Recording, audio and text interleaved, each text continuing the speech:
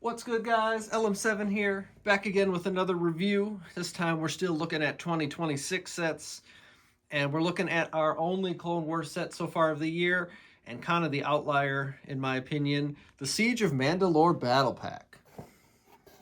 All right, so you got your regular box art on this one. No graphic. It doesn't even say Clone Wars on it anymore, which is interesting, but I like this little border we got going on. Ages 6 plus, 75449. So it's way down the list in numbers for the year. Who knows why it got bumped up or not. We'll never know. Siege of Mandalore Battle Pack, 116 pieces. Comes in at $22.99 in the US and $29.99 in Canada. And we will talk about the price in a little bit. But you can see it comes with 4 minifigures and some stuff like classic battle packs, which is always nice.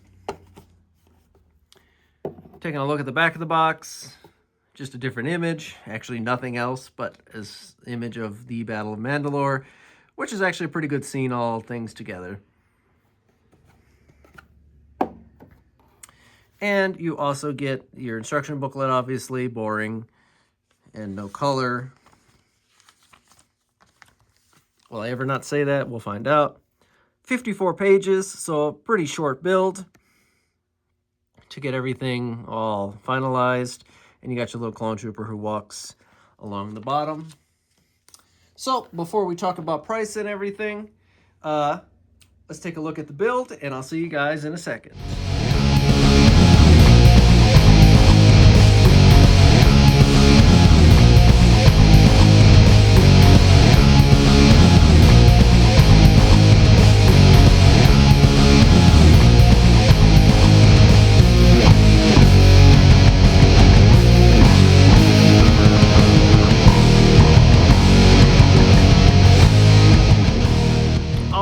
And we're back.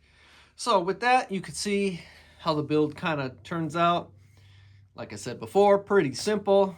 It's barely over 100 pieces, so it shouldn't really take you any time or be that difficult. The red speeder was kind of cool if we're talking about the builds, but that's the main part of the build anyway.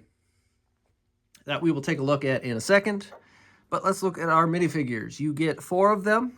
So starting off, you get 2 332nd clone troopers, which is always nice to get in a battle pack. The striking orange against the blue is nice. One gets a sniper and one gets a regular blaster. Normal clone trooper print and clone trooper face. They're both identical in terms of minifigures. But always nice to get more 332nd troopers to build up your army in that regard. It's a battle pack, so you think you'd want to buy several of these to build them up, and that'd be cool.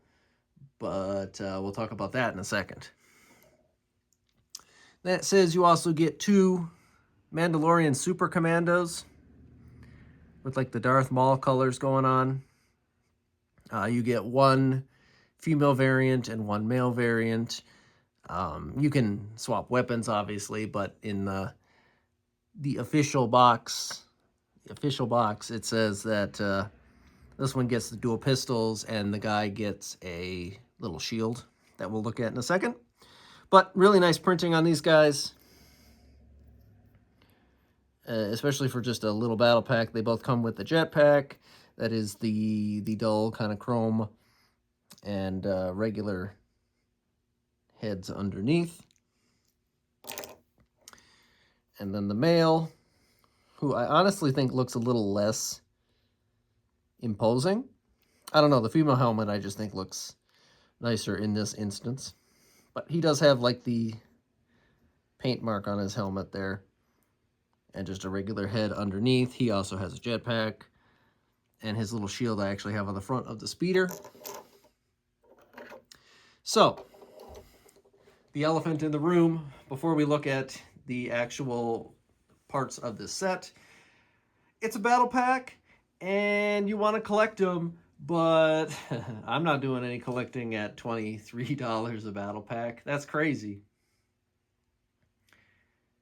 I'm gonna say it now. I think it's an okay set, but I think the price is just ridiculous for battle packs. I know that the last couple have been $23 now, and I'll say it every time that I think that's crazy considering what you get in these battle packs. And like I was talking about in the little speeder bike review, battle packs used to be $10, and I get inflation and blah blah blah blah blah. Times are different, blah blah blah. But really, over double the price? I don't think so. Over double the price, and like, it doesn't have 200 pieces even. So lie to me and tell me that it's worth it, I guess. Rant aside, I think the set itself is fine. I just think you're not going to get too many people doing big armies like you used to when you used to get 4 minifigures for $23, when you used to be able to get 8 minifigures for $23. So, you know, what can I say? Anyway, to start off, I actually like this little side build. It's very simple. It's a little barricade with a gun on it. Nothing too crazy, and you get a little box with some blasters, and I put my extra shooty studs in there. But I like this little blaster on the wall here, and it does shoot. Obviously, we're not going to do that because we'll never find those again. And it does fold down if you want to like enact some play, pretending, you know, like they either drive through it or blast it down or whatever. I mean, this is like 20 pieces tops, but it is pretty cool. And I like that it actually is big enough that you can actually put both of your 332nd guys there, and they can actually like be part of the battle. I don't know. I like it when all the minifigures have somewhere to like go in a set, you know. But that's that. Nothing crazy there. I'd say, other than the 332nd minifigures themselves, the highlight of this set would be the little speeder, which I enjoyed building, honestly. It was kind of fun. Different. It's pretty sleek. I like the dark red color. That's nice for like a villain-ish type set. Usually it's the Republic sets that get the red, but the dark red and black is cool. And I liked how they did the engines. They're nothing fancy, but I guess I just didn't notice the engines on the box art. So when I actually built it, it's kind of cool. You get a little platform there and a little blaster that your guy can go on. And obviously a minifigure can go in the speeder. I put the little shield on the front. I think it's actually a fun little detail. Makes the front of the speeder look a little different. But that's actually the shield for the other Mandalorian. But if he doesn't have a free hand to hold this gun here, he actually has nowhere to go. Because his little platform doesn't have studs, so he can't like stand there, which is probably my only complaint, other than this set being really expensive. But other than that, if you just do what I did and put the thing on the front or in the back of the vehicle, it doesn't really matter, as long as the guy can hold the blaster. And it's a stud shooter on a ball joint, so it has good range and playability there.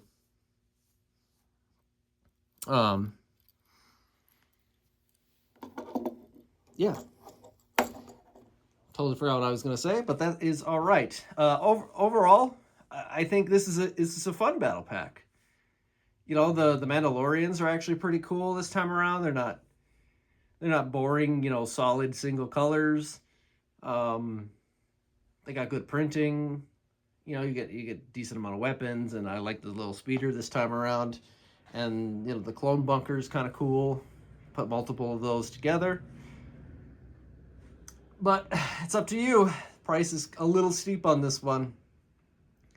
You know, I really think once you pass the $15 mark on a battle pack, they have to be the bigger ones, like we've seen with the 501st. And I say the 212, but that one's also, you know, ridiculously overpriced too. So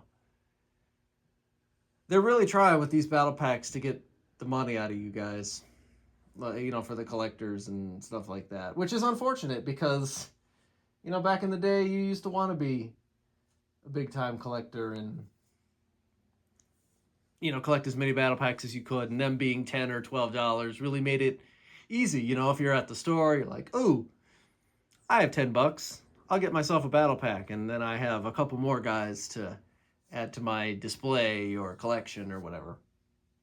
So, yeah, price is not great on this one. Either use some points or try to find it on sale.